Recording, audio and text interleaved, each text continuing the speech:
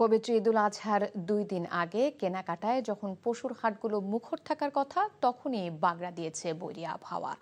তীব্র গরমের পর দুপুরের মুষলধারে বৃষ্টিতে গাবতলী সহ রাজধানীর হাটগুলোতে থমকে গেছে বেচাকেনা। সোমবারের বৃষ্টিবিঘ্নিত হাটে 1 থেকে 3 লাখ টাকার মাঝারি গরুর চাহিদা ছিল সবচেয়ে বেশি। বিস্তারিত জানাচ্ছেন নাহিদ প্রিন্স। সবার সব প্রয়োজনে আপন হয়ে আছে ফ্যামিলি ফ্রিজ কঙ্কা। হ্যাপি থাকুন।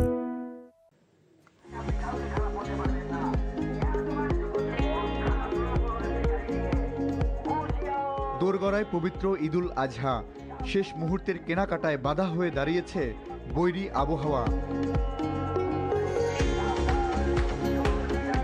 সোমবার সকালের দিকে গাবতলী সহ বিভিন্ন হাটে ক্রেতাদের কিছুটা আনাগোনা থাকলেও বেলা 11টার পর টানা বৃষ্টিতে বদলে যায় দৃশ্যপট।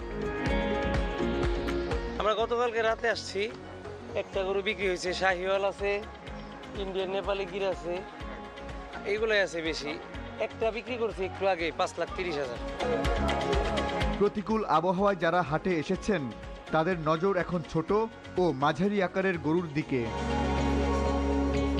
অর্থনৈতিক যে অবস্থা সে অনুযায়ী মাঝারি সাইজের গরুটাই মানুষ কমফোর্ট ফিল করে কিনতে। সবার সব প্রয়োজনে আপন হয়ে আছে ফ্যামিলি ফ্রিজ কঙ্কা। হ্যাপি থাকুন। বাজারে মাঝারি আকারের গরু বিক্রি হচ্ছে 1.5 থেকে 3 লাখ টাকায়।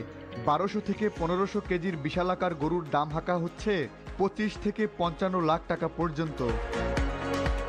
যেমন এটা চাচ্ছি আমরা 50 লাখ, তারপর এটা চাচ্ছি 20 লাখ, তারপরে চাচ্ছি 12 লাখ 14 লাখ। আশা করি আলহামদুলিল্লাহ বেচতে পাই। গরুর পাশাপাশি ছাগল, মহিষ ও দুম্বার বাজারেও রয়েছে ক্রেতাদের আনাগোনা। দুম্বা নিয়ে আসছি 24 তারিখে এবং কাস্টমার আসতেছে, দর আসতেছে 2 লাখ 2.5 লাখ করে বলতেছে। আমি চাচ্ছিলাম 4 থেকে 5 লাখ আস্কিং প্রাইস চাচ্ছিলাম। অনেকে পছন্দের পশু কিনে বাড়ি ফিরছেন, আবার অনেকেই আছেন শেষ সময়ের অপেক্ষায়।